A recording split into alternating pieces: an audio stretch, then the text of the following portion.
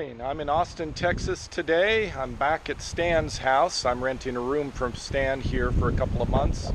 I have my residency actually here at Stan's house. Made it safe and sound, but I'm totally wiped from the journey getting down here.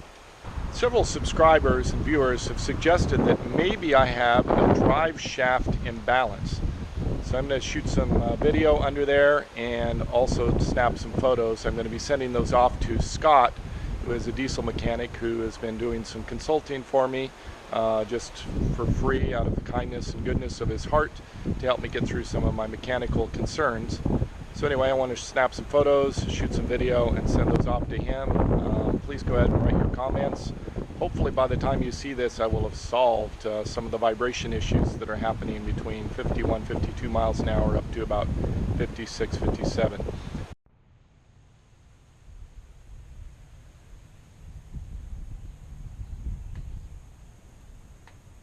I've been thinking a lot about this subfloor that I put in, and I think that some of your comments are right, that this is really thick for a subfloor. I have 1 inch of pink foam and then 3/4 inch of tongue and groove plywood, and that gives me 1 3/4 inches just for the subfloor. The problem is I'm not sure what another solution would be, and I'm concerned about pulling up all of this work that I've done that Mero helped me with. But I'm just not sure if this is the ideal solution. So I'm having second thoughts, and I think I probably should deal with this before insulating the sides and the ceiling and doing everything else. Today, this afternoon, I'm headed to a very cool place just south of Austin called Reclaimed Spaces, which uses reclaimed wood for construction materials, mostly interior design, but I think also other things.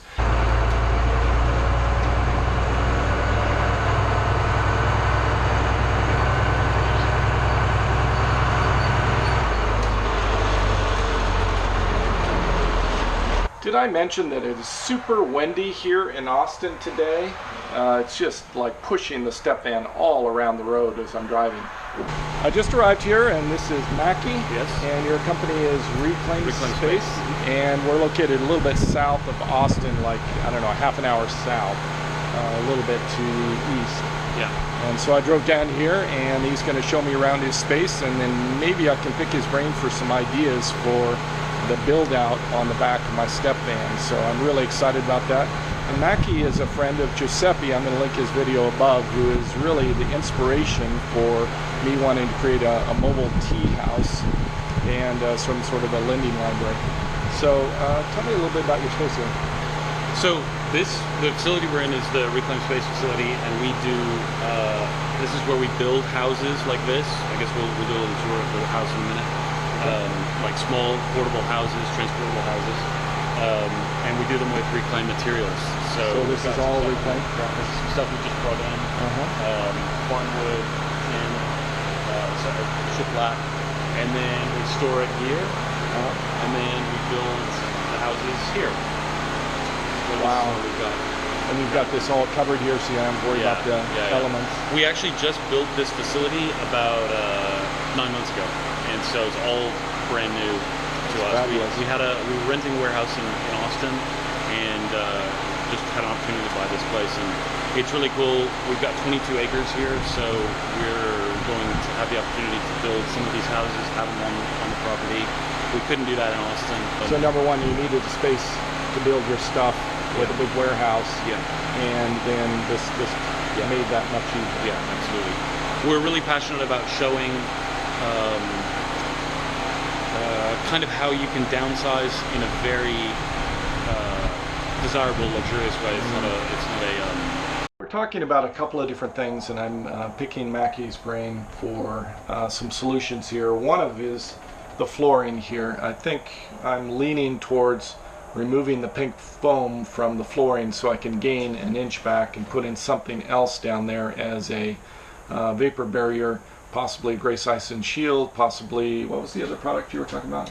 A Thinsulate. Thinsulate, maybe something like that. And then putting this wood floor back in, the ply that I have, and then putting salvage wood flooring on top of that, possibly from Mackie here. He's going to show me some samples he has back here. And then we're also talking about the dilemma for these side walls.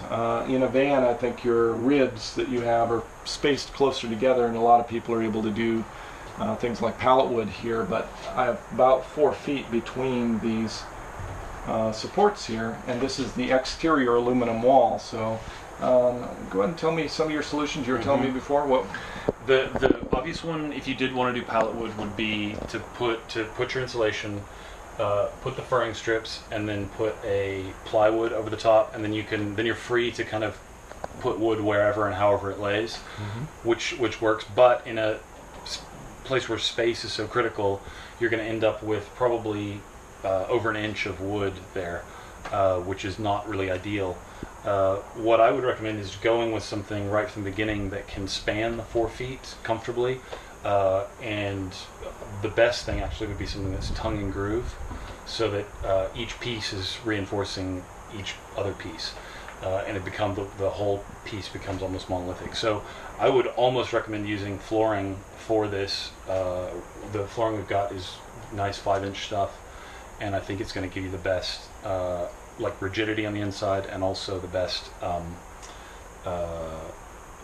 ease of attachment, or the best space as well. You're going to save at least half an inch on either side, which is an inch overall, which counts for a lot in a space like this. So good points. I really appreciate all of the out-of-the-box thinking, and people that have a lot more construction experience than myself, because I'm just a beginner at this. So let's go look at the flooring. Okay. All right, so this is the wood. This is actually reclaimed wood. That it's actually shiplap that comes in looking like this, straight out of the house, dusty, dirty, and then we have a supplier that actually mills the flooring out of the shiplap. So one advantage for your purposes is that it's actually milled thinner than flooring. Flooring is typically 3/4 of an inch. This is going to be a little under 5/8, so that's good. So it's a little lighter than flooring overall. The other advantage that it has over, say, shiplap, which always is a little bit kind of bumpy. It's never goes together perfectly flat. This will all be, when you install it, it'll go in flat, and you won't really need to do a lot of work after the fact, which I think is going to be a good thing for you. Looks good. I think this is a great option. I'm going to sleep on it, think about it, and make a decision. Probably getting back to you tomorrow. Cool. The thing that I wanted to do today is get a little tour of this house that's nearing completion. When will this one be done? We're actually shipping next week, so it's 99% complete. Okay, so shipping next week, and give me the little tour. And a lot of our clients don't want a tiny house. They like our client in this case, she couldn't get up and down a loft ladder, but she wants to radically downsize her life and simplify. And so this is about 650 square feet. So it's a really good compromise for her. She'll be able to live in this. She's older. This is actually going to go on the property with her daughter. So it's a really great thing it's really great for their relationship that at this stage in her life she gets to go back and spend time with her daughter. This is everything you see on the inside, material-wise, is all reclaimed. So this is local Texas shiplap, and you can see kind of what I was talking about. Here we've got a lip that's about 1/4 inch, not too bad, but you'll find some other places where it's a little bit bigger. But it looks great. Most of this is longleaf pine, and longleaf pine is a whole discussion in and of itself, but it's was an amazing wood that we used to have in abundance in this country, and we cut down all those trees. There's very little standing longleaf pine left. So it's really important that we save as much of that wood as possible, because this was first growth. You can see that there's not a single knot in this board, and you can't really find wood like that anymore. The floor plan is pretty simple. This is her kitchen and living space right here. She's got this room that she uses she's a painter. She likes to do watercolor, and I think she sews as well. So she's going to have a craft room, and then this space is right here. She has a bathroom here. It's actually a really great bathroom. It's worth having a look at this. So this is, again, kind of a big advantage over most tiny houses. This is a really good sized bathroom with a nice sized shower. couldn't do that in a tiny house. And then she's got, this is her bedroom. And she saw this in a magazine. It's really cool. She liked the idea of having a kind of cozy place to sleep. So her bed's going to sit, it's just going to be a twin bed, and it's going to sit between the two bookcases, like a kind of like a day bed kind of thing. And that's really what she wanted. So that's what we've given her. She's going to have storage. It's probably hard to see on camera, but this is all storage, top to bottom. And then this is her closet. So she's got a pretty good sized closet. Her washing machine's in here.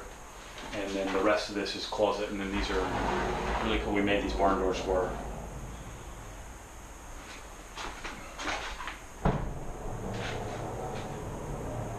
So she'll have a good sized closet right there. So it's going to be a really great space. She's so excited to get in this space. She just sold her 3,000 square foot house about 2 months ago, and she can't wait to get in the smaller space. Definitely sounds like she's downsizing, becoming a serious minimalist. Looks fabulous. Thank you so much for the tour of your place here and of a couple of houses. I'm excited. This is really awesome. I'd love to see more people providing these kinds of services, and it's great to see this here in Austin. I just finished with Mackie out here at his salvage place, and I'm going to head back into Austin. It's pretty hot. It's going to be a little bit of drive in the blasting hot furnace sun, but good thing is there's a little bit of wind to push that heat away. Had a great time meeting Mackie and seeing his salvage production place. It was really interesting. I love his sense of style. I'm back at Stan's house in Austin. I am just totally soaked with sweat from having driven 90-degree heat across the city with no air conditioning. I head inside and take a shower, and then I think I'm going to take a nap and then do some online work. That's all I have for this episode. Thank you for watching. Savor the moment. See you next episode.